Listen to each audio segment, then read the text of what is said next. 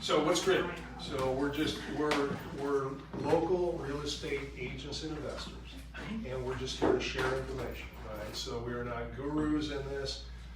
We're just bringing you experience. This is how I got into real estate. This is how I got to know Rob Chavez, who started Grid. He's the CEO of Grid. He's also the CEO of the Casa Group, which is the real estate company that I'm with, right? And Will's with as well. So that's what we do. We're just here to share information. We're here to build a network. We're here to work on deals with folks. We're here to identify and educate and just share the wealth that we have. From time to time, we'll have guest speakers come in. We had Mike Capello here when we were talking about, a subject a couple of months ago, and so yeah, that's what we're doing. So our mission, like I said, is to connect and learn, collaborate, and really help you build wealth, because real estate is a pretty direct way to build wealth, right? And what does building wealth mean? Building wealth means that you have some asset that's producing money for you, and you're not working that hard at it, or at all, right? So mailbox money is what we call that, right? So that's what we do. There's three aspects of it. There's the Grid chapters, which is what we're doing here. Our real estate group, the Casa Group, is a local team in this area. We've got an office in Knoxville, Tennessee, and then we just switched from Keller Williams to EXP, which is an interesting thing for agents, right?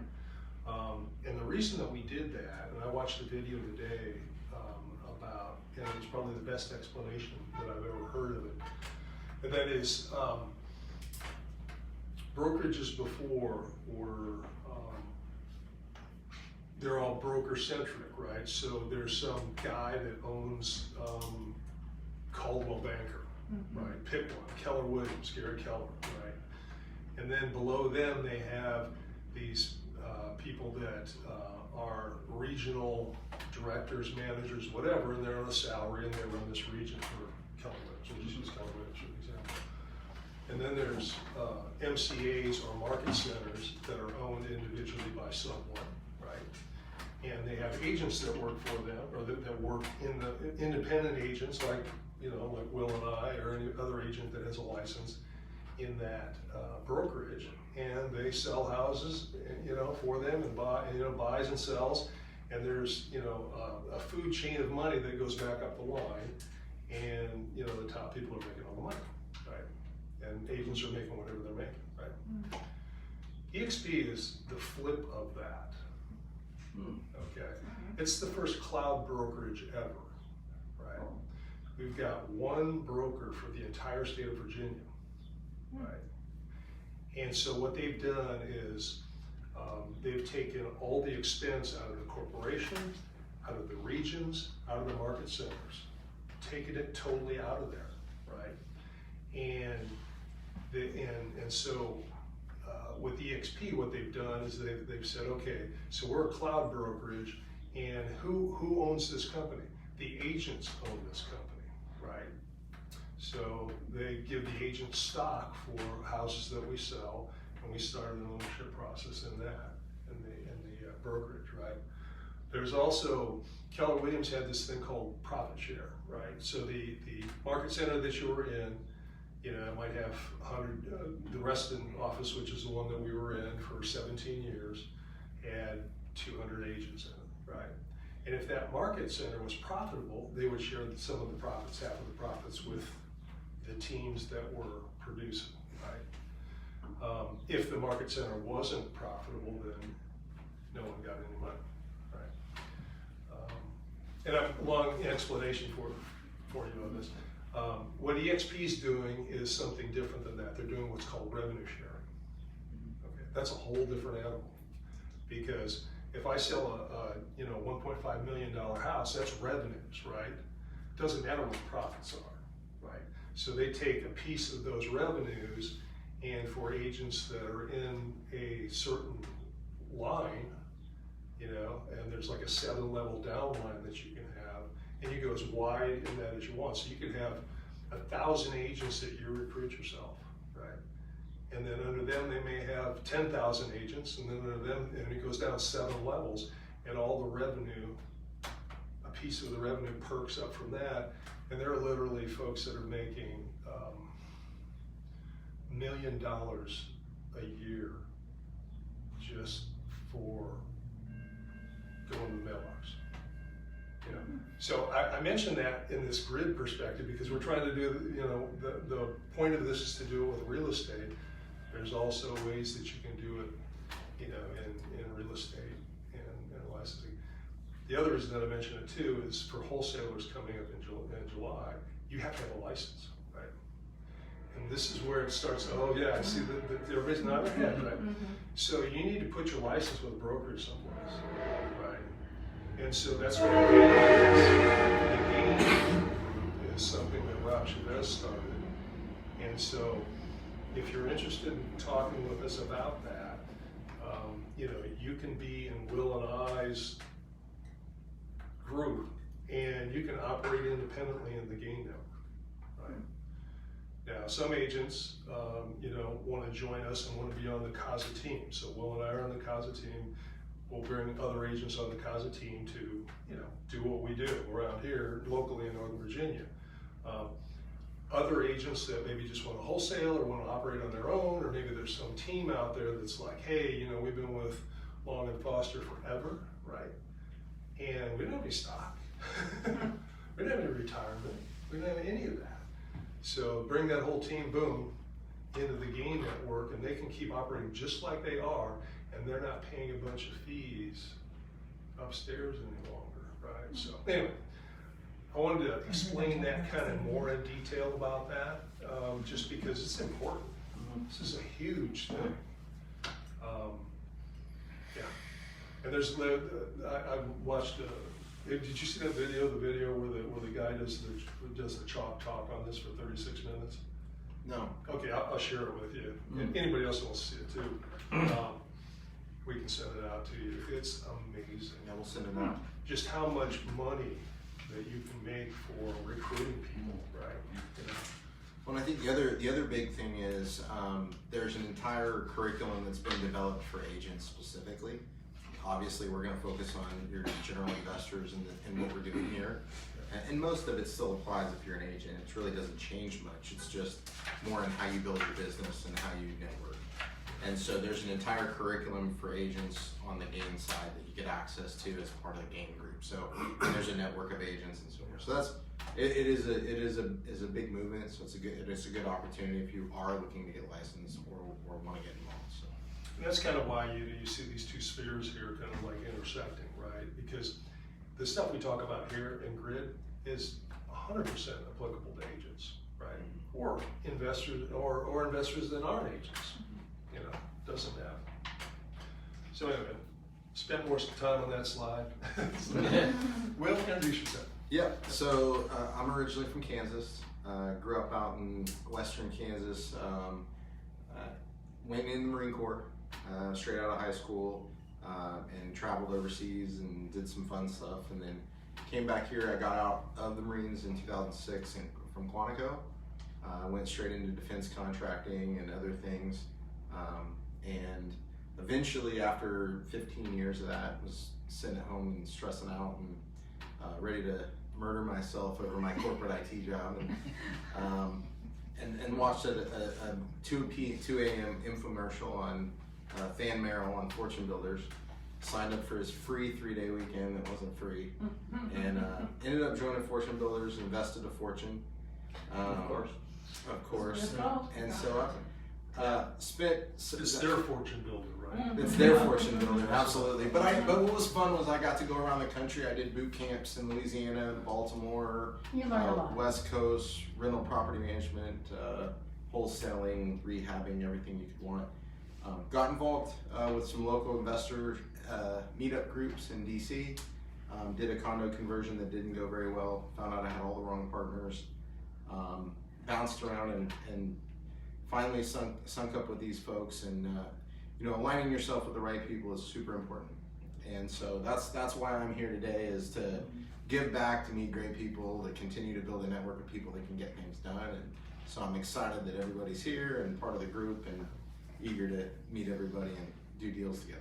You know, we're really happy to have you, and you know, we hope that we continue to grow, and we'll probably be finding a new venue, right? You know, with more space, right? So One will just have to expand, that's all. well, yeah, exactly. Yeah. What can I expect? It'll just have to expand. Exactly. So I won't tell you much, you know, a lot about my background. You know, I grew up in Iowa, and you know, went to Iowa State University on a wrestling scholarship, and then moved out here back in the mid '80s. Did 30 years of high tech, you know, hardware, software, disaster recovery, telecommunications. Worked for Siemens, Nokia, you know, on and on and on.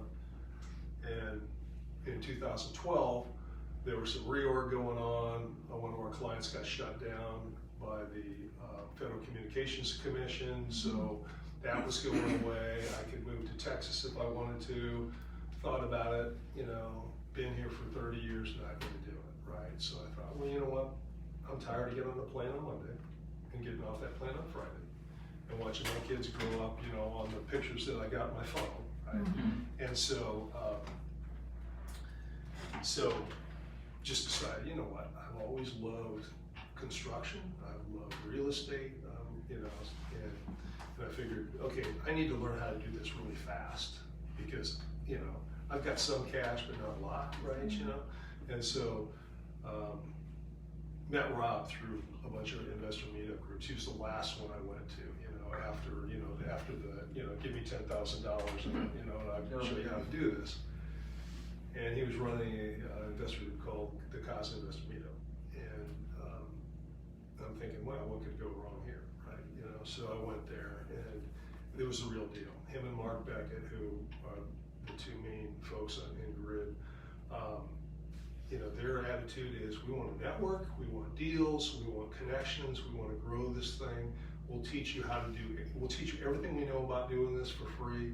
Just come and be part of us, right? I'm like, I'm in, right? And so from there, here we are. So that's us. So you'll recognize some of the people. Hey. How about you? Oh my goodness. Oh, and just one other thing too. So what are we looking for? So connections, networking, deals. We're also looking for agents, right? We want to add to our Clifton team here for agents. We're also looking for agents that, you know, in the game group that don't necessarily want to be part of, you know, Casa is pretty much a, you know, grind it out. You're going to get, you know, you're going to get your deals, and there's a lot of accountability and all that. If you just want to have your license and you want to kind of operate independently or whatever, or you know, some teams don't want to be part of us, they want to be there, but Gain's the place to go. So, and we can get you hooked up there. So, anyway, back to you. So, tell us a little bit about investing, you know, like 30 seconds, and you know, what types of properties that maybe you're looking for, what you want to learn from this, how we can help you. Paul. Hey, Whitney, Paul. Don't really have much experience with investing. My main experience is residential remodeling. I've been in the remodeling industry since about 2012. Started working with DP a few years ago. Will, now I'm doing sales.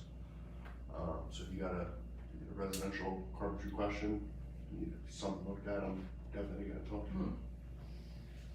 All right, cool. SJ. Hi everyone, I'm SJ. Currently You have to talk louder because I can't hear you. I'm sorry. I'm SJ. And I'm currently not an investor, but I've been sending Will some properties. And I hope to get involved very, very soon. Property types I'm interested in are the ones that are like absolute junk, trash on the wall, cigarette stains all over the walls, defective drywall, defective flooring. I want to be like all over those properties this year. I'm hoping to learn how to calculate a nice ARV from those properties, and what I hope to benefit from the group is just to hear everyone's opinions, thoughts on the process, thoughts on how I can improve in the process, and things like that. And real quick, SJ just got licensed last week, so he'll be joining our team soon, so that's really exciting. Yeah, hello everyone. My name is Tim. I'm a budding investor. Right now, I have a condo that I'm trying to possibly convert to a short-term rental, so if anyone's, Yeah. let me know. But introduced to this group by Will and Dave. Dave actually is my realtor, so I think we still have that. Right? But really just looking to learn, all aspects of investing. I'm a master networker, so I brought someone to the meeting, bring a friend. But really, right now, trying to focus on learning the probate process. I do have access to CPAN, so if anyone wants to, hang out through CPAN, let me know. And other than that, what I look to benefit from the group is just helping to grow the group. Obviously, the more people, the more deals. I think everybody wins, right? Did you say probate? Yeah. So the probate process, I have access to CPAN, and I think I've got a great attorney if you need someone in that space. I'm offering probate services. So if they need the houses cleaned out, if they need help moving stuff out. See, there you go. Perfect. So that's my lead magnet. Okay. I will offer probate services. Very cool. Yeah, so we'll Thank you. talk about that. Thanks. And you're asking if I want to sell these houses, right? Well, and then you're well- gonna call me and tell me you Yes. have something to sell the house. Yeah, you've been on my mind once or twice. I don't know if you go to Silver Spring, but there's. Well, no. Right, so. But yes, absolutely. Yeah. So that once we get the whole thing going, Yeah. What is CPAN, if I may ask? it's the it's like the public access networks for basically looking up. So if you went down to the courthouse and just looked through their records, they allow you to do that. But this is basically a subscription to do that from home. Oh, okay. And so you have to go. There's a application and Gotcha. pound of flesh. Yeah, yeah. But Yeah, it takes 24 hours and you get access to it. But what you can do is look up the court records, basically. So, Gotcha. but it's Mark Beckett actually is the one that pointed me that direction. Oh, good. And he was right. You need to know how to look it up the right way. Yeah, I mean, there's a deal to everything, right? There's a system to everything. Yeah, you have to be very good at understanding their search. It's an SQL search Sure. language. Okay. Yeah, and Gotcha. Cool. that whole thing. Yep. Great. Tim, in case anybody wants to talk about that one. I'm Rebecca. I'm a friend. Been listening to him talk about investment for a while. I'm actually a school teacher, so I've been doing the 9 to 5 my whole life. Where do you teach? And I'm in Fairfax County. Hmm. So, but I have adult children who aren't launching as well as I would like them to. And so I've been watching Tim do his thing, and there just needs to be more for myself and for the kids, the young adults. They're not kids. So he said, "Come to this thing." There was a movie about that. Matthew McConaughey failure. Yes, failure to launch. Yes, yeah. We're not quite at that level, but So dangerously yeah. close. I believe that was a good Terry Bradshaw scene in that movie, Yeah. if I'm not There mistaken. was. Yeah. It's naked room. Yeah, boys. Very difficult scene. Yeah. All right. I don't think he had much trouble doing it though. Not with his personality. Yeah. Well, welcome. Yeah, thank you. My name is Helena. I am currently not an investor, but I'm about to go under contract on 8 units in Texas with Creative Finance. I am hoping to learn everything that I don't know about real estate, and I would like to benefit from the group with just lifetime connections. You're absolutely an investor. You own a home in Barcelona. You're about to buy your first multifamily. You can't tell me you're not an investor. I'm not an investor until you invest, man. Someday. Hello, I'm Annalise.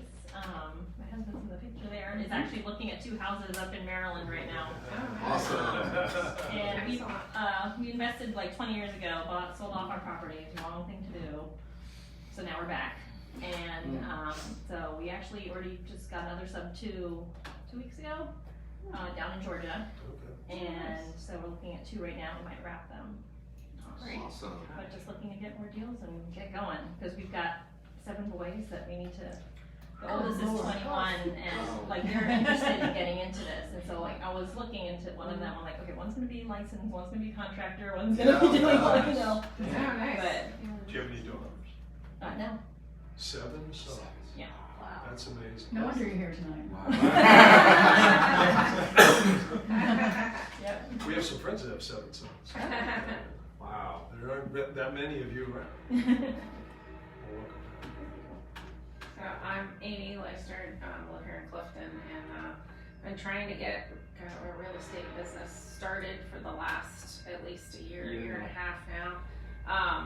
And you know, like a lot of you, full-time job, 9 to 5, 3 kids, expensive hobbies that I want to be able to fund and not spend as much time with the 9 to 5. Do something I'm really interested in that brings value to the community and you know all those things. So yeah, looking forward to connecting with all of you because I actually put money in a solo K as well that I can invest into some properties. And it's kind of just sitting there waiting for the right deal, and so yeah, so would like to do a fix and flip for sure, but also interested in buying a rental property too. So just depending on the situation. Very good. I'm Chris Udoni. We are together, so doing the same thing. And the only difference is I'm in Ohio, she's in Virginia, and we're looking at properties in both states. Yeah. Right now, we did the expensive. Yeah, we paid for the training. We paid for all Haven't- the expensive training that hasn't paid off so far. Yeah. So we've been through the process, and hopefully this leads to bigger and better things outside of that training. I mean, training's still good, and we still got it ongoing. Yeah. We're not gonna, poo-poo it. I mean, right now we're still involved in it, But it's more about connection. but it's I think it's more about making the connections. Yeah. That's what we discovered too. Yeah. It's all about Yep. the people that you know, and It's amazing how much money you can spend by going and doing this learning and training, but bottom line is the connections are the ones that really help you out. Yeah. You know, in learning too. Yeah, I don't know if you read the book What Not Who, but it's I've heard that, though. you should read it. It changes your thinking on. Gee, I don't have to do this all myself. I need to just find a way. You know, who do I find to do this for me? Yeah. You know, and allows you then to focus on the things that you're really good at and farm out the other stuff. That was what, not who? And yeah, it's who not what. Who knows? Who not how? Who not how. Yeah, it's who not how. Thank you. I'm listening to it. No, I'm listening to it right now. I'm listening to it. Yeah, it's a lot of credits. Get that thing signed. Yeah. It's Audible going. Yeah, I'm listening to it right. It's a really good book. It's That's how I do my workouts. it's a really good listen. It's a really I good drive listen. back and forth to Ohio. It's a 6-hour drive every other So week. what part of Ohio? Because I drive to Near Michigan. Philadelphia, Okay. which is just south of Canton, Ohio, Okay. about 30 miles south. Great area. Toledo's. Yeah, I mean Toledo's way up there. Toledo's 3 hours. Well, that's what I thought. So. Oh yeah, I believe me, I've stopped in Toledo many times. But the real booming area probably is Canton because of Amazon going in there. Okay. Yeah. They got a distribution center that's I think might have already opened up. Yeah. The only thing I can't drive there in an hour. So. No, That's no, what's- I know, Yeah. I know. That's Trust what's me. keeping me. Okay, so Jessica, you're another Cliftonite. Yes. Hi everybody, my name is Jessica. I live up the road. I have 5 buy and hold properties, long-term and short-term rentals. I'm looking to get into some fix and flips this year. I have found that the market is insane. So anyone comes across, any wholesalers in here, you come across a deal, call me up, I will look at it. Virginia, no Maryland. No Maryland. I might look at DC, but it's gotta be simple. I don't want a will situation. Yeah. That's a tough one. Oh, I have an ask. Oh, yeah. Anyone who's currently involved in real estate or maybe in the past, I am looking for a specialized CPA. I'm looking for a CPA who knows real estate very well that can take over handling my accounting. Accounting Anyone sucks. has any? What's that? Accounting sucks. Yeah. Yeah. I've just reached a point where I need somebody who really knows what I'll they're ask doing. my CPA. Okay. She's been my CPA for over a decade. So, Okay, great. Yeah, thank you. She's really good, really smart. I need somebody who knows the real estate. Like, And I'll specifically ask Yeah. her that. I mean, she knows real estate agent stuff. Right. Yeah. Okay. Yeah, thanks. Yeah. Why don't you text me? Oh, great. Yeah, I'm next. Yeah. Hi. My name's Cheryl. I'm an agent. I've been an agent for years and years and years. I'm a native of the area. I have invested in the past. I've had buy and holds, which I'm not holding anymore, and want to get more involved in investing, whether it's probably want to do some wholesaling first, do some buy and holds, as well as I like the short-term rentals. I think they're a lot of fun, and I just want to learn and get to know people and team up with folks. Where's your license? My license is in Virginia, and it's hanging with Samson. Samson? I That's haven't. good. We're going to get all the Samson people. We're going to get every one of them. I guess it leaves me again. Ryan, I'm more of a wholesaler site acquisitions kind of guy, so you probably are going to want to talk to me at some point. I'm going to try and help you guys find those deals that you're looking for. Beyond that, I'm an investor myself. I've got a couple buy and holds out of Florida. I'd love to expand on that beyond just Florida. Kind of migrate into multifamily at some point. I've started another business, so I've got business experience outside of the real estate. I'm just dabbling back into the real estate space. And I would love to just continue to connect with different services. If you guys don't need you need a particular service, I'm out in the community already talking to people, so I might be able to connect up. So it's more than just a site acquisitions. I'll be looking for connecting opportunities. And that across the board, and I'm not limited to just Virginia. I can find stuff just about anywhere. I've got connections. I'm prior military, kind of like Will is. Been all over, kind of got that experience across the board. So if it's not here, it'll be an excuse to go travel and visit some friends and go find something else. So. And I just say this earlier, well, thank you for your service. Thank you for your service. Thank you. Absolutely. Definitely. Appreciate it. I've got some connections across the country too, so, and as a matter of fact, I didn't mention, but for the first 10 years of my career, I was in commercial real estate. So land use and actually talk about site acquisition. I found locations for 7-Elevens and friendly restaurants. That's where I'm also heading toward. I've been working on the real estate license so I can get ahead of the law here going up. Excuse me, does anyone else want to use the restroom? That gain network sounds like it's a possibility for where I would be aiming for that purpose. Could be ideal. Yeah, that seems like that's an opportunity there, but I think industrial is where I want to go eventually. Well, it was corporate. I worked for the companies. Yeah. Excellent. Well, we have to put the legal stuff up, so read really fast. Okay, you done? Okay, good. In essence, what this is saying is that we are not attorneys, accountants, anything else, but investors and realtors, and that's the type of advice that we can give you.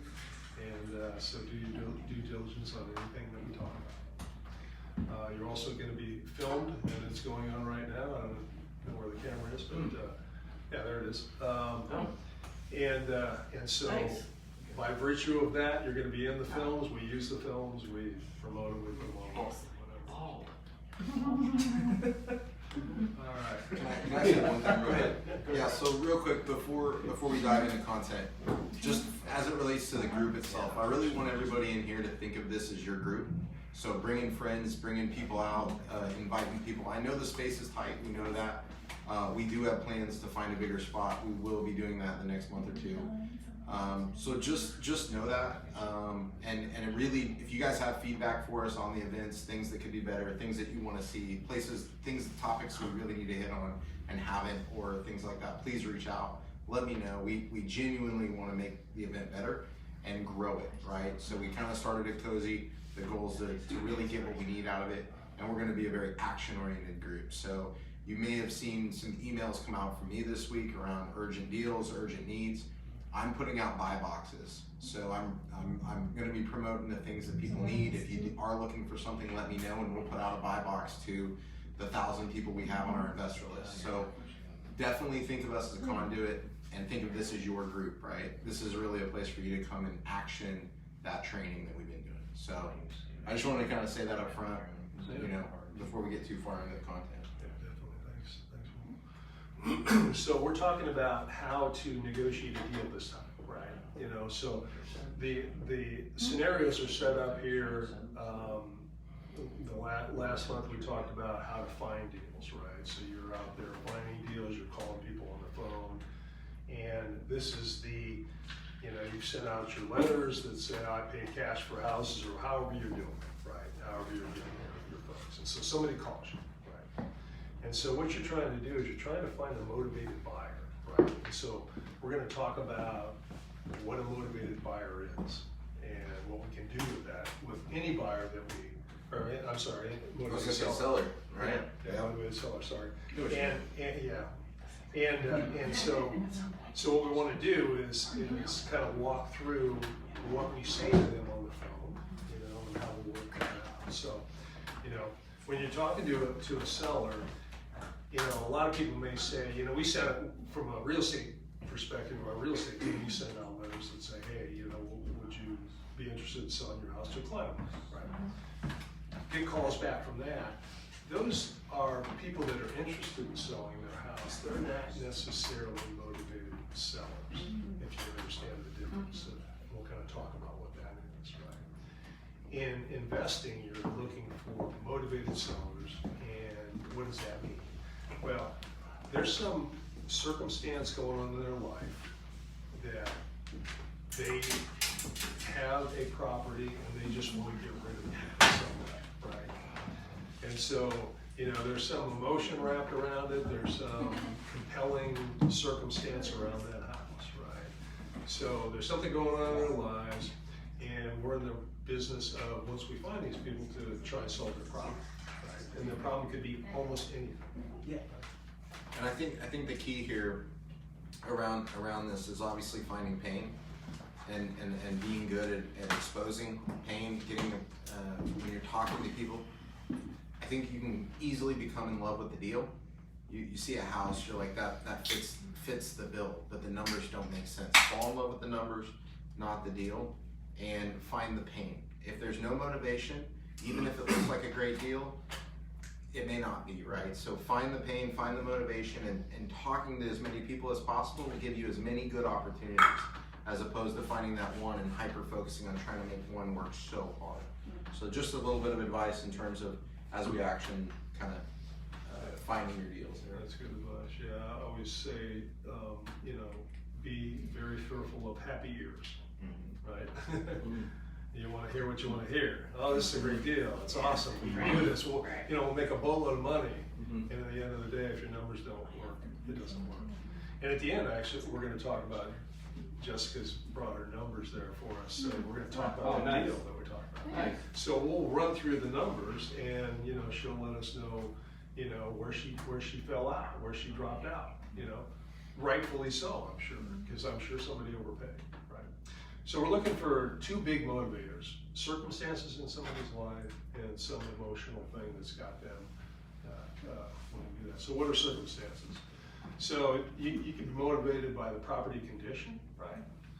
I mean, you know, maybe abandoned property, you know, might need work, you know, they may have had fire, water, whatever.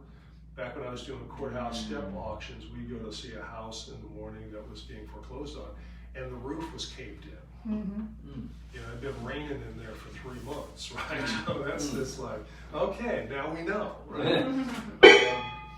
You know, it might be unsellable, so only an investor, you know, in that case, only an investor would really buy that thing, right? Might be because their finances, they just can't afford to do the repairs, right? You know, maybe they already have bought another house and now they've got 2 mortgages, so there's an incentive for them to like, we want to get this house gone so that we can take this money and move on to the next one. You know, there might be a foreclosure going on, they may need the cash right now, or it might just be convenience. Maybe, you know, I just sold a house for a guy who inherited it in Vienna, right? And he lived in Cleveland. He was a doctor at the Cleveland Clinic. And so he was using us. We get a lot of clients that are out of state, and they'll use us because we manage the whole process, you know. And we walked through it, and we decided, you know, don't do a thing to this house because whoever buys this is going to tear it down anyway. Right. Don't waste your money. And he's like, I'm in. Let's go do it. You know, it was on, I don't know, about 3.42 acres in Vienna, kind of the horsey part of Yeah, Vienna, that's which is nice. on the outside of Hunter Mill Road, right? Nice. Sold it for $1.185 million. Wow. And the people that bought it are tearing it down. Absolutely. You know, so, anyway, so that, you know, those are the motivated buyers or sellers rather than we're looking for, so. Emotion might be, you know, maybe they've fallen out of love with this house, you know, it could be because of condition again. Maybe they're just embarrassed, you know, maybe they're hoarders and the thing is just full. You know, I've had a couple of clients where it was a hoarder house. When you walked in, you were like little paths and stuff was stacked to the ceiling the entire way in there. You know, I might have told this story. My son was in high school at that point, and he and a buddy of his filled 3 30-foot dumpsters Wow. from that house. You know, pretty crazy. So they might be embarrassed, you know, want to just get rid of the house. You know, some emotional distress, you know, divorces a lot of times are the case, you know. You know, they just want to get rid of the house and get her or him out of their life, right? You know, and the fastest way to do that is to divide it, you know, sell the asset, divide it up, get out of it. You know, they may be a landlord who, you know, maybe an accidental landlord, and they just don't like it. You know, they get a bad renter, and you know they're tearing the house up, and they just don't want to play, right? So, We actually came across a deal today. SJ sent me a deal in Centerville, and it's coming soon. It'll be on the market Friday. And called the agent, the listing agent, and just to get a little bit more details, it mentioned it was a probate. And so the agent said that, well, the situation is that somebody passed, and the family had a renter in there, but after the certain person passed in the family, they were already at their wits' end, emotionally distressed, done with the property. Once they passed, they're like, we're done. We don't want to renovate it, just get rid of it. And I thought, you know, really wish I'd have called these guys before that agent did, because now they're leaving a lot of money on the table by putting it on the market. And, you know, frankly, you know, somebody's gonna overpay for that renovation, hopefully not, hopefully it's SJ and I and we get it. But the reality is, it's probably gonna go way over ARV.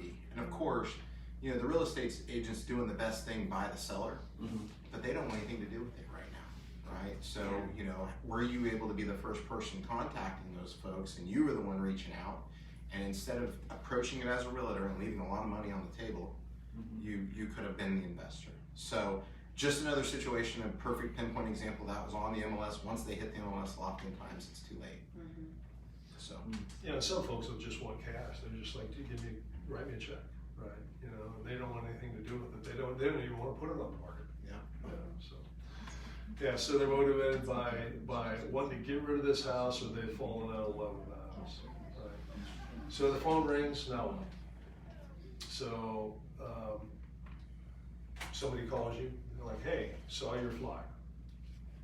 You buy houses for cash, right? You know, so you know the first thing is, you know, take a breath, be calm, you know, be friendly, be authoritative. And the first thing that you're trying to do is determine what their motivation is. So you just start asking them some questions. Hey, you mind if I ask you a couple questions? I just kind of want to understand, you know, what your situation is, right? You know, first of all, how'd you hear of us? Well, I saw your flyer, or somebody referred you, or whatever. That's always important first information, because you want to know, you know, I saw your sign, you know, something, right? It's always best to understand where they're coming from. You know, my brother referred you. Oh, really? Do I know your brother? You know, you just kind of like get to the bottom of that, because that helps you then to know what's effective for you, right? You know, is your house on the market now? You know, because some folks may call you and, you know, they're a little bit annoyed with their current realtor. You know, that happens a lot. Matt on our team is actually was going to talk with one today that was getting fired by somebody else. And he'll rock that. You know, so is the house on the market? You know, if it is, you know, you have any offers on the house? You know, and they may. This is all helping you to determine whether they're a motivated seller or not, right? Because they're like, nah, it's worth $5 million, and you know, blah blah blah. That's not a motivated seller. So, you know, we'll talk about what to do with that person a little later on. Don't just go, oh, sorry, I can't help you, click. You might as well try to monetize this in some way. If you've got somebody that wants to sell their house, figure out how to make it work. So. And we'll get into this. We're gonna have a session here in a couple weeks on wholesaling bird dogging, right? And I'll talk about it a little bit later. But I think, anybody watch Columbo? Anybody know that show? Anybody remember what Columbo was? So I used to watch it on TV. I did too. I did too. Me too. Both. Sometimes they're just like, who? Yeah. It's on Amazon Prime for those who don't know. There are some in here that weren't born at that time. Season 1 was Sorry. 1968. The same principles apply, and I absolutely love watching Columbo and putting it in a real estate context or putting it into a person-to-person because he's absolutely masterful at playing dumb. And so if you're, one situation you get your phone rung, but if you're going to call somebody else, same thing applies. You don't have to feel bad because maybe they're going to be upset about it. You're walking in there to do a job, right? And in a murder investigation, he doesn't have to worry about what they're going to think, but he still comes in and disarms the person first. Hey, I didn't sleep last night, and I'm really tired right now. I got your number, and there's a way for you to disarm the person, apologize profusely, get them, it's okay, go ahead. Can I ask you some questions, right? And open that door and have a conversation and play a role, right? Just play a role on the phone. And I think that's super important to assume that identity before you take that role.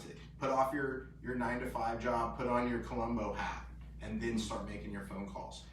Assuming that identity will make it much easier for you and allow you to just start asking questions to unravel what's going on. You don't have to be the expert. In fact, the more expert you look, the more they're gonna run away. You're gonna be like everybody else that called them as opposed to just, I don't know what I'm doing here. Maybe you can help me understand some things. And a good question to ask, which I got from Columbo when I started out as a canvasser. So for anybody who ever saw me knocking on their door, I'm sorry. But it was called the doorknob, so it's the sales guy started. So it's like they tell you, no, we're not interested. You're about to handle one more question. You remember you used to do that before? Yeah. He would turn around and then he would walk away, grab the doorknob, and he'd say one more question. Yeah. And that was famous. Well, just one other thing. Just one other thing. Yeah. Would you take an offer for it? Yeah. That's when you couldn't get the offer out before. Oh, would you take the offer? Yeah, absolutely. Okay, so I can't stop, right? So on the, do you know what Columbo is? So does everybody know who the Doors are? The band? Yeah. Oh, for sure. Yeah. I hope so. Not everyone does. Okay. We got some realtors on our team, and I said, do you know who the Doors are? And she was like, Seriously? I have no idea. Oh my Lord. Wow. I'm like, okay, I'm old. Man. So anyway, so you ask questions. When's the last time the kitchen was renovated? When were the bathrooms done? All that kind of stuff. Because they're like, well, yeah, we renovated it. It was in 1983. So you pretty much know what you have there. So you're just asking questions. You're building rapport. You're doing that. This is on the phone, right? When was the roof? The HVAC, the windows, so on and so on. What else needs to be fixed or made better to sell your house? If you're going to sell it for full market value, what would you have to do to it? Oh, well, we've been here since, 1821, blah, blah, blah. Before they had carpet, now we have carpet and it's been here for 150 years. So anyway, you kind of get that idea. Is the mortgage current, right? Because you're now beginning to talk about whether there's some foreclosure situation going on, right? And if the mortgage is not current, it's like, oh, okay. Well, so tell me, has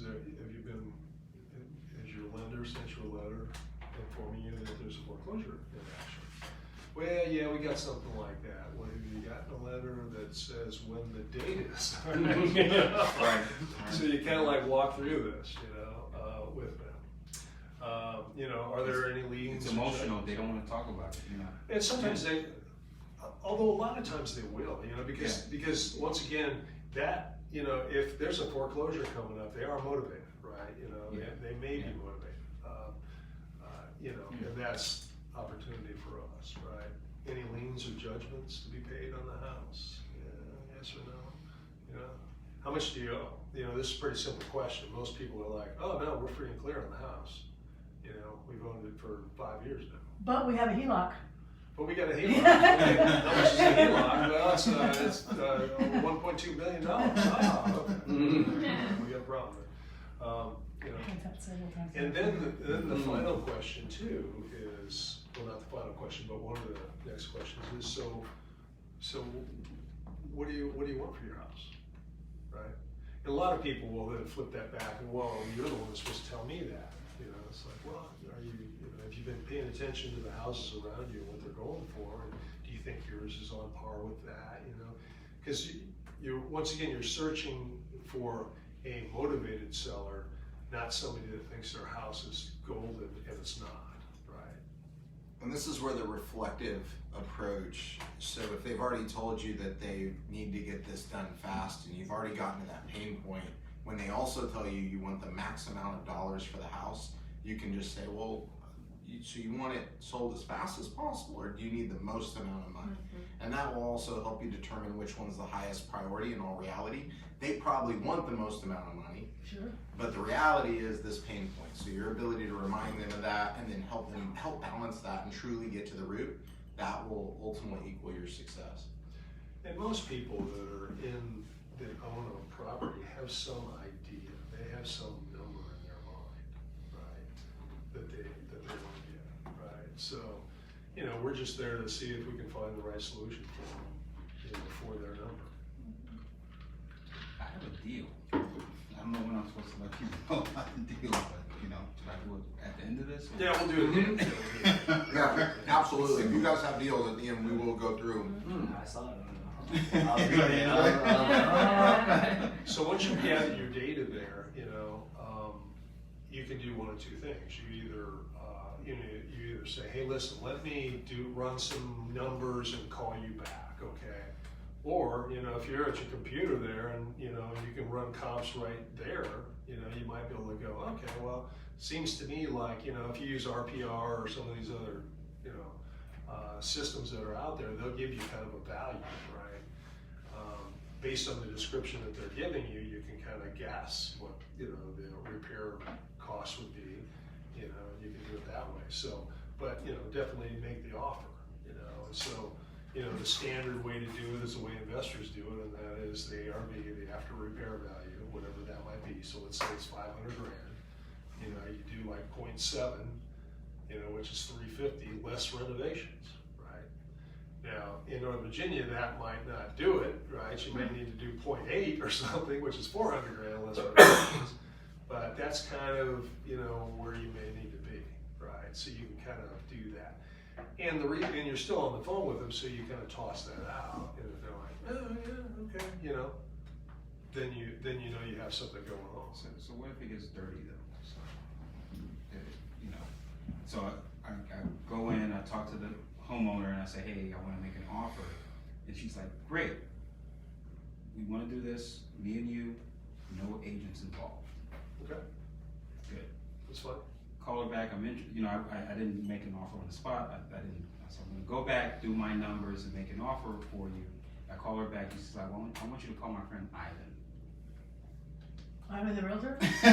So Ivan, it turns out to be Ivan the realtor, and so, I'm like, wait a minute. I thought we just said, you know. So I consider that low. That's dirty. I mean, you know, we just. Well, I mean, what you just discovered is you don't need to waste your time going down there because that's not a motivated seller. Okay. So yeah, well, yeah, and so Yeah, I mean, I think, you know, to me that sounds like she got nervous and didn't trust her own ability to negotiate it. She has a niece, so there's more to it. So it was her deceased brother, you know the deal. It's her deceased brother's house, and so she knows. So once she said Ivan, this is a high school friend, and he turns out to be a realtor, I was like, she knows how much she can get for this house, you know. Okay. And So she's being coy with you. she's playing. I don't know what's going on. So I was like, okay, I don't know what's going on either. So I say, hey, you know, now that I know Ivan's in the deal, technically he has to go by what the agents, they have to. Well, the first question I would ask is, are you under contract with Ivan? She's not, she has a niece that's a realtor as well, Yeah. and she doesn't want to list it with an agent because she doesn't want to pay the And fees. so she hasn't signed any listing. She hasn't If signed. there's no listing agreement, then it's still open, right? Yeah. And at this point, it's who does she trust? So it's your She ability. she trusts me. Well, she said call Ivan, okay? So it sounds like she trusts Sounds like she But- trusts Ivan. No. But and so I left the deal alone because again it was Yeah. above. It's like I said. Once you kind of start waving smoke in my face, I'm gone. I just don't even want to be So in a involved. situation like that, what I would do is I'd call Ivan. I have Ivan on the line. He just texted me wondering what I'm going to do next, but I'm out. I can't because again Why? it's past my. It's Why- past. why are Well, you- no, it's in Maryland. Number one. I don't mind She's now. out. Other people, other people do. Well, no. Once I found out there was an agent involved, it kind of broke my trust. No, don't. And so from there, it's like I don't know what else is coming down the line, Well, and so- so I you know about it, and so. So do you mind if I alter your thinking a little bit, or try to? Sure, absolutely. Yeah. please. So for me, it never hurts to have the conversation because if the question to her is, have you signed a listing agreement with Ivan? Right. Yeah. Right. No, I haven't. I don't want to use an agent. Okay, cool. I'll talk with Ivan. So you talk with Ivan, and you're Yeah. like, Ivan, what's going on here? And he's either going to be open with you or not, and it's either going to incentivize you to like stay in the situation, or Yeah. nah, this seems really too weird to me, and I'm getting played and bye. Yeah. So for me, the price is just more than I'm willing to offer. It's not a 70% ARV minus renovation, and so from there, it's not what I'm. Yeah, so Ivan's been telling her, oh, you can get this for Yes. her, and she thinks she can. And so the whole exercise here is to find a motivated seller. This isn't one. Yeah. So and that's why I'm just kind of like I speak with the paper. I'm gonna put in a contract. If you initial it and send it back, we're speaking my language. But you could still educate her. She can sell it to you and not pay the commission, right? She you could. You can make Yes. her an offer and say, She has a standing can deal- offer. She has my offer, and okay, she okay. didn't cross out my number and send it back. Ivan did. So as far as I'm concerned, he's represented her. Where I'm from, Although officially he's not. I mean, he's the one that crossed it out. So as a licensed agent, he just represented her. No, Then the question I would ask her is, well, why don't you list with Ivan? she doesn't want to pay. She doesn't want to owe Ivan the fee. Okay, so why is Ivan helping you then? He's a high school friend. Okay. So, Anyway. Yeah. I'm just gonna. I think It's not my I think deal. we have found a not motivated seller It's here. not my deal. I can move on. I'm not emotionally attached. It's And it's still, numbers gotta make sense. yeah, but I'm still, it's still there. Yeah. Again, she hasn't sold it. So maybe what you can do is you call Greg Norman in Hawaii, right? Okay. And say you bird dog feed to him, and then he can take her on.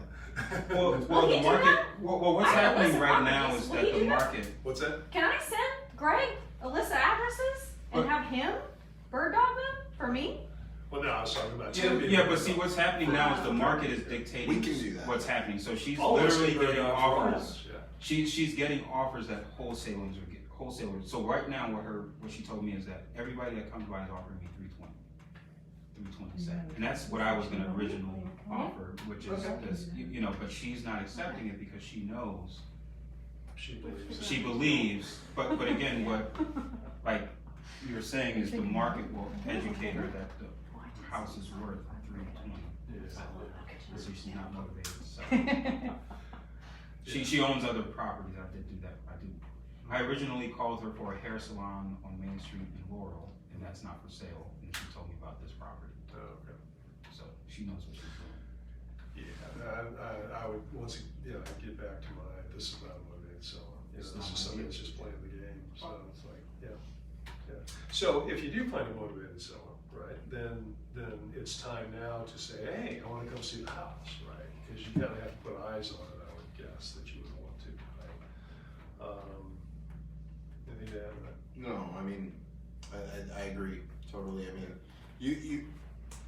Yeah, no, let's keep going. Yeah.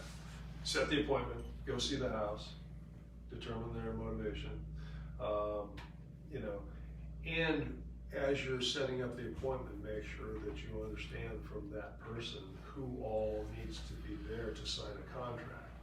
Because you don't wanna just go down there and say, oh yeah, well, my husband's blah, blah, blah, or my wife, whatever, and they're not here, right? You wanna set it up so that when you go there, you have the contract with you and they will sign it while you're there. That's the whole intent. Because otherwise, they're just like jerking you around. You know, you also wanna, you know, what's their, you know, check the status of who the personal representative is, or their you know, power of attorney, POA, or whatever. So, and you know, do they have all the paperwork, and are they really legitimately ready to do a deal with you? So at the house, you have a show around the house. You re-ask all the stuff that you did on the phone. Yeah, tell me about the roof. Tell me about the HVAC. Tell me about this renovation, that renovation. You know, and then also get in a little bit more. You know, now that I walk around here, you know, it was like what, 1985 when you first renovated this. So you kind of reiterate what they're telling you. That helps support your price, right? Ask them directly about any deficiencies in the house, you know, because you're there with the person that owns it, so it's like, you know, disclosure, right? You know, how's the foundation here? Oh, it's awesome, you know, rock solid, right? You know, if you see something, you see mold, you see whatever, well, how long has this been leaking, you know, and you know, all that. Now, you know, they can tell you the truth, or they can lie to you, but at least you're getting information back from them. You're kind of deciding as you're going whether they're trustworthy enough to do business with. Yeah. Make an offer, give them your pitch. You know, you can do all cash, no repairs. You know, quick closing. You know, all the things that you tell them. You know, so that they will do a deal with you and you can be done with it. Right? Have your contract there ready to sign with you, and you know, have a lockbox with you too. Right? So you can get a key from them, you sign the contract, get a key in the lockbox, boom, my contractors are coming, you know, when are you gonna be out? I think staging this and making sure you're planning this out, right? Whether it's obviously the relationship, if you could do this in a Zoom call and then send the documents over, you know, e-sign, having that motion, that sales execution motion ready to go. Have that practice. My team, Andre and Zola, we've got that loaded up in .loop after a Zoom call, execute, and we just drop it in the box. So it's an execution motion, and I think in this case, it obviously depends on the situation. If you can get them at the house in person and do it at one-stop shop, no other people involved outside of the people with authority to make that decision, that's the best place. But obviously you can't always do that, so you want to get as close to that as you can. Yeah, when you're going under contract too, you know, if you perhaps wholesaling this, then you know what you say is, hey, one of my partners may be at the closing on that either, right? You know, because it is assignable, right? So you may just grab your wholesale fee of 10 grand, 15, whatever it is, right? And someone else is now closing on the contract. This is a funny story. I was doing deals 3 or 4 years ago in Southeast DC, and Lewis Kim, hi Lewis, he needs to get out here and see us. He was a wholesaler out of Arlington. He used to do a ton of stuff, and he's done a lot less. He's focused on commercial now. But he had an older elderly lady in Southeast DC, and he's a heavy set Asian guy. And so the two of us go down to this house, and as we're getting ready to walk in, he stops me and he's like, all right, listen, we're related. And I'm like, I said, what? We're related. And I was like, how? I mean, we look alike, but we're on the same planet. Right? Yeah. And he's like, well, I already told him that you're my partner on this and X, Y, and Z, and I'm like, okay. And it was all on how he teed up the relationship. And this seller was very cautious about how they were selling it, and they wanted to know who was involved in every party. And so when you are wholesaling, I think how you represent yourself as, hey, I have a team of buyers that are buying this, and it's somebody else that may be at closing. It is important how you represent that to ultimately be able to get it done. If they find out somebody else is involved, that often can torpedo a deal. So think through that as you approach it with it. Yeah, and one of the pieces of knowledge here, or wisdom, or experience is that a truly motivated seller is gonna, as you're walking through the house, they're gonna try to be selling you on it, right? Because they want to sell that house, right? They're not. Oh, well, I don't know about your number. I think I get more. That kind of thing. So they'll be trying to sell you. And when you can hear them doing that. Oh, we just redid the windows, or we can. They don't want you to leave, right? They want to do a deal with you. And the other thing too is, if you're walking through and the house is, somewhat okay, you're like, well, why didn't you help selling this? Just put it on the market. And sometimes that will then ferret out, something that's going on. So. What do we learn today? Tee up the closing, the execution part. Sales process execution. That I think is like the one piece that I'm saying to myself, because I did walk in with a contract, but it was having it ready to where, like you're saying, having it teed up. Yeah, I mean, part down to when I go to someone with it's all filled out. Yeah. I mean, I had it as a matter of fact, filled out, but it was something $100,000 off. Something that actually helps a little bit too is if you have it mostly filled out, and part of getting them all to signing it is writing. Oh yeah, well here, all I need is you to put your address right here. 100%. Once they start writing on it, then 100%. you kind of know that where it's going. And you're going to be okay. I agree with that. If they're like. Well, no, she said I'm not signing any contracts today. That's what she told me, so I didn't pull it out. I mean, again, that's what she said. So you mind if I adjust your thinking on that one? Absolutely. I get the contract out. I say no problem. Yeah. No, absolutely no problem. There's a couple things that I just want to talk with you about in the contract, because it's a little, I mean, the first time I heard it, I didn't really understand. Right. Oh yeah, sure. And so then, then you're in. Yeah. Well, when I went in, I had the contract written up, 70% ARV minus construction costs, but then I found out what her pain was while we were talking, and that contract did not match. So I didn't want to blow, I didn't want to go ahead and say, wow, she said, I don't want to receive lowball offers from wholesalers, and I had a lowball offer. Okay. And I'm sitting there, and then she explained that it was her deceased brother's house, and she did not want anybody to just move in there, renovate it, and make all this money off of it. She had a certain price she wanted, and once she told me that price, that's when I said, okay, emotional intelligence here, should I just say, you know what, take my offer? And is their number realistic? No. Well, why? Not for me. But I'm saying. Well, it's not for wholesale. Right. It didn't fit into. It didn't fit that. So, again, there are 4 downs in in the game. Yeah. The only other thing I would say is, and I've always thought of myself as a solutions provider. So if it's not me, I still have an answer for you. Yeah. So I didn't out myself. So if I had forced her to take this offer, I would. So I said, and I pulled back and said, and that's when I think I started kind of emanating the information through certain channels. Yep. Absolutely. Yeah. So what you may do in the future is you can take the contract with not the price filled in. Right. Because if you believe that you're going to hear more. Yeah. So I didn't have exactly. You're going to have to call an audible and adjust on the fly. Yes. That you're like. You're recalculating in your mind. You're like, okay, so based on what we talked about, here's what I would. Right. Yeah. And so I mean, I did certain things. Like I drew up that offer myself, but then I turned around and had a title agency submit my offer, because again, I knew she wants, when she said the whole no agents and then call Ivan thing, I was like, okay.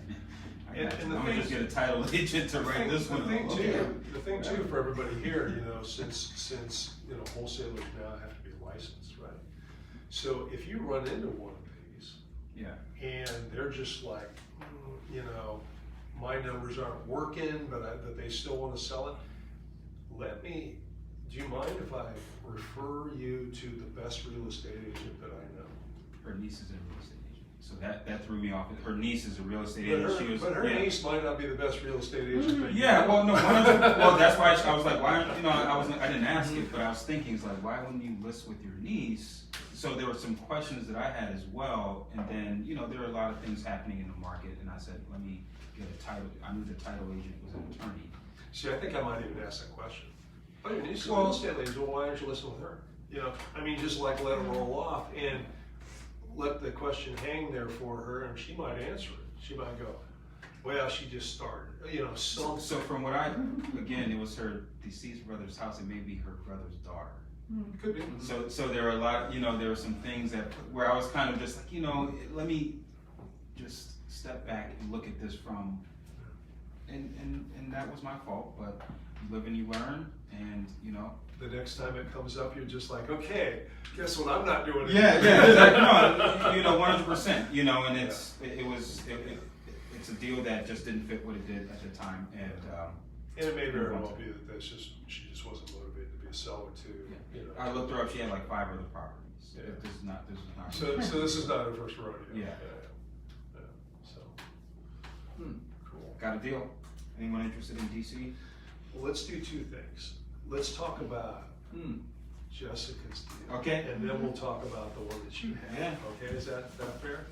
Because we always want to have a deal of the month, and yours Absolutely. is it. Yours is it. No. That's All right, so this house was the one that we teed up last month, and how they represented it was, here's a deal. It's not on the MLS. Norman put out that he wanted $474,900 for it. And he always does his, he does what he thinks his ARVs are and what he thinks that the, maybe the renovation costs are. Are his ever on track? Cause ones I've seen, or haven't been really on track before. Haven't been? Mm-hmm. I think they're close. So I think thought the sometimes dark he's one not was too close far last off. week. You know, This you- one was close. Yeah. What did he have it in? Do you have it here? What his ARV was? On this one? No. Okay, I can get it on his website. I only did this one.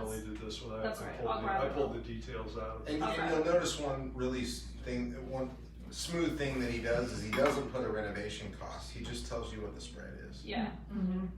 And he lets you figure out how much that renovation is going to be. And I've noticed that, as we all know, when you look at just below renovated comps, I mean, there's a whole lot that goes into that.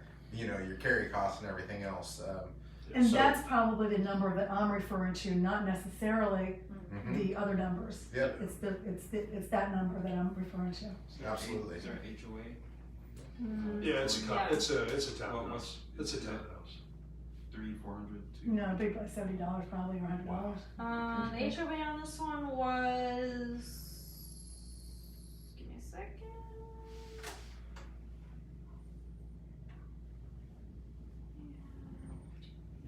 So is that, I mean. 200. 200, really? That's That good. includes insurance, sorry. Okay. I have insurance and HOA together in my spreadsheet. Was $200 a month? Yeah. Okay. So 1,000, I calculate usually 1,000 in insurance. So that puts the HOA around, 150. yeah, a month. Okay. Yeah. Makes sense. Wow, that's really good. That's very low. Yeah, HOVs are all over the place depending on what Yeah, that's something to pay attention to. HOAs. Yeah, that's part of that. So Jessica, what was your calculation on it? So, sorry, I was trying to pull his listing on it. All right, so you want to know, I actually budgeted my rehabs. I have a deal with my contractor. So my rehab budget on materials only was $42,200. $42,200. So that means, I've got, and I have it all lined out, fees for trip to the dump, $500 in exterior, $500 in plumbing, because we weren't adding any bathrooms or anything like that. It was just a fairly straightforward cosmetic rehab, meaning new kitchen, new bathrooms, new carpet. This one did not need new, it had like engineered hardwood or something like that on the main level, just needed to clean up, wasn't gonna replace that. So materials only, about 10K in the kitchen for cabinets and countertop. Bathroom, I'm not gonna go through all these numbers. Yeah. 42 materials 42 is only. materials, what's the, so with labor, it's like probably what, double that? Yeah, that's a pretty good rule of thumb. Yeah. So you're about 90 then.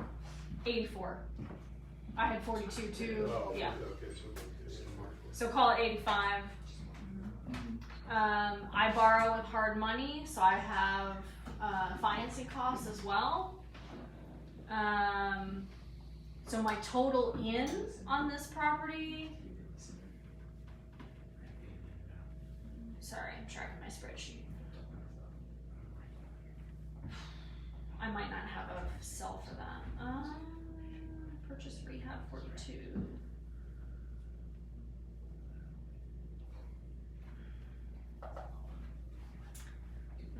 Okay, well, I don't have a cell for what my total. So is that what he was asking for? That was 474.9. Was that? That's, Yeah, so that's his- when you put it out at. So he put it out at 474.9. We had 50, at least 50 investors show up. Yeah. I don't know how many offers he received. I emailed him and asked him what the winning bid was, and he wouldn't tell me. He said wait for closing, which was May 9th. I couldn't believe how far out. So that to me tells me it's a retail buyer who was willing to pay way over because they're gonna live in it. Yep. That's what that tells me. Somebody who's closing so far out and I would have closed in 2 weeks. Yeah. So, I mean, maybe he's got it because that was tenant occupied. Maybe he's up against a lease or something and he couldn't get the tenant out until the end of April. I don't know. That could be true. Yeah. But so we won't know the closing price on this one until May 7, I think, actually. But it just didn't. I could not make the numbers work. Like it just wasn't.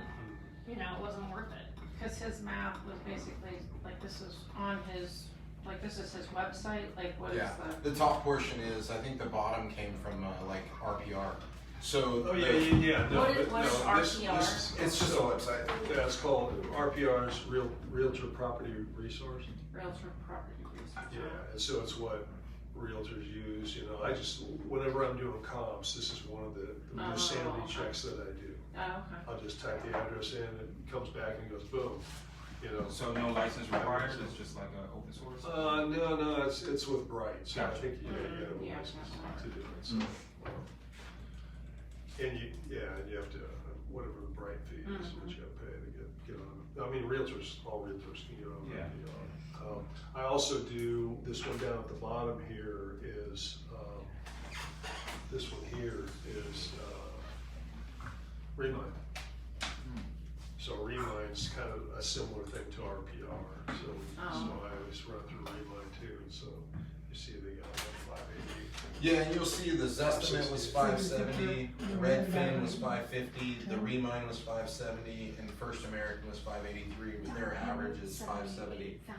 So you can kind of see what the ARV's potentially like. Yeah. And RPR is a little bit more Bright centric, so, which is the MLS, so that's probably why it's a little bit higher. So, and then, I had 4K holding costs monthly. This would yeah, have been a this is 2 just the month. tax record here, Probably so. turnaround. I had a couple of those sheets before when we were talking Plus about 30 it, days to sell. and I just ran some It's comps to the excellent neighborhood, so. This was one I Yeah. had 0. No, Yeah. so 575, sixes, so. Yep. So we'll tee this back up next month. We'll see, well, you said it was the what, rest of May the what? story. Yeah, we'll see. It'll be closed by the meeting next month, Okay, so we can revisit Yeah. this. Yeah, so we 'Cause I'm very curious what somebody paid for this one. Interesting. Yeah, Yeah. absolutely. I guarantee it's 85% or higher, and I think hedge funds in this area are buying properties at 85% ARV. Wow. Because they're putting, they're putting renters in them, they're looking at a 30-year bet, and they're borrowing money way cheaper than we are. So, there's leverage there, and so, when you're going into townhouses things like that. Again, the goal is to get them before they get there. Yeah. Get them before an agent's got them, and Greg might as well be an agent. He's got a bigger buyer pool than most of the agents in the area. So, you know, you've seen some of the one. New Western is a wholesaling firm that's very popular in the area. They're a licensed brokerage, and I know a few of the guys over there. In fact, they're holding a deposit for me that I can't wait to use someday when they have a property that's not 85% or higher.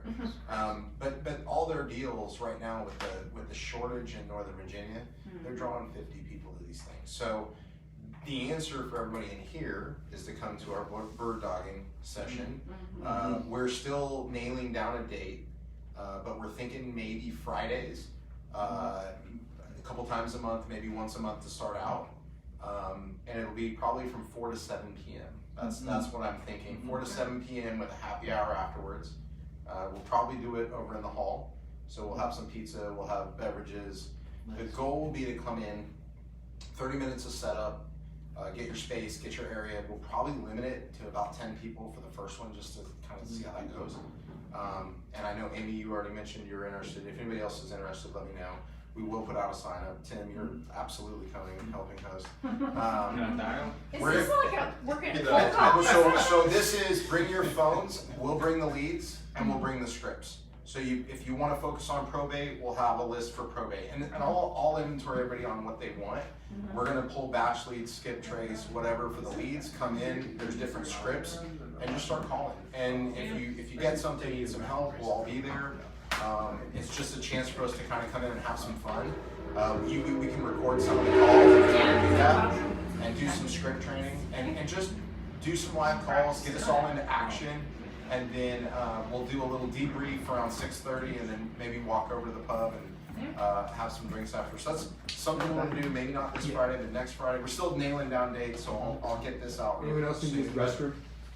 Any other restroom takers? Yeah, so that's all. Just let me know if you're interested in that. We're really eager to get that started sooner than later. There you go. Yeah, let's do your deal.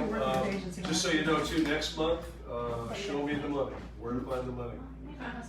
How to become the bank. So I got this in on an email halfway through the afternoon. Kane Place in Northeast Washington, D.C., the Danewood neighborhood. It's an active daycare business. No drive-bys or walkthroughs. Call the agent to schedule a tour.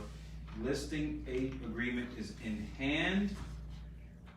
The client prefers to sell off-market, so it's not listed yet.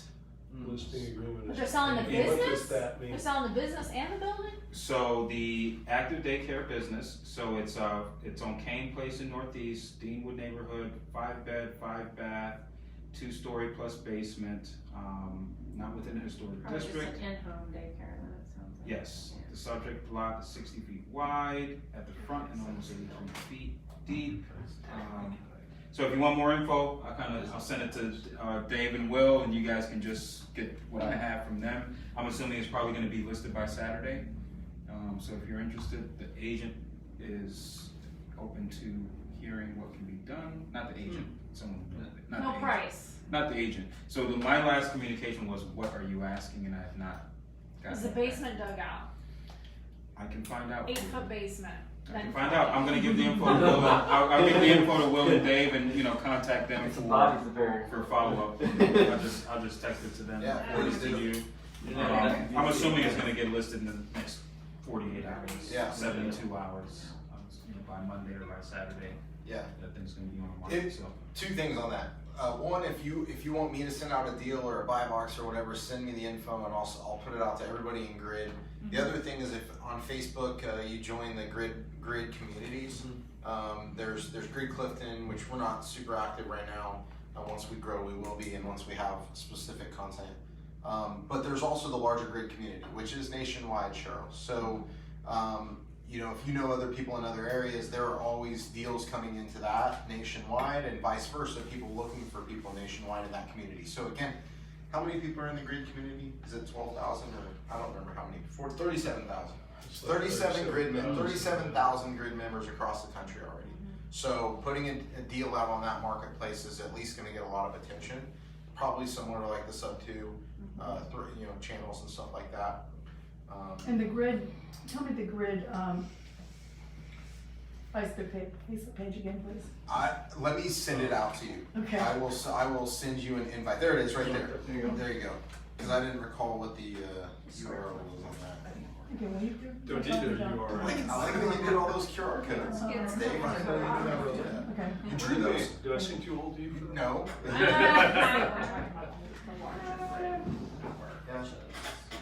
Should be connected to that somehow. Yeah, so join our Facebook group, you can, YouTube channel, and then Grid Clifton. Yep. We'll probably also have some prizes. Tim and I are kicking around some ideas for prizes for the bird dogging training. If anybody actually gets a deal on the bird dogging, we might have a prize. We might Outside of the commission. we might have some deal. challenges. we might have some challenges, and I think a big part of that is to try to get you on the motion of just getting over it and making phone calls and getting to where you can do 10-20 minutes a day of phone calls. It's almost like going to the gym. If you can make 10 to 15 to 20 minutes or 10 contacts a day off market, your odds are going to greatly go up in terms of finding something. I'm sure you guys have found that with the Subject 2 stuff that you're doing. Are you guys doing the prospecting for those? No, we have a working with wholesaler. Okay. But now with our kids coming up, I'm like, maybe you Yeah. should start. Yeah. It's a great way to train folks to interact. I know one thing I really appreciated about Tim joining our group, Tim's got a lot of experience obviously doing canvassing, and so and he's very focused on marketing, and so again it's all how many people you can contact and how many opportunities you can look at. If you pay them, you can write them off. Yes, so that's definitely the plan. All right, well, you're welcome to Make sure we don't have any wine left when we leave. On that note? Yeah, we got about 15 minutes if you guys want to mingle. There's some left over here, guys. Uh-oh. I'll wait for our. Thank you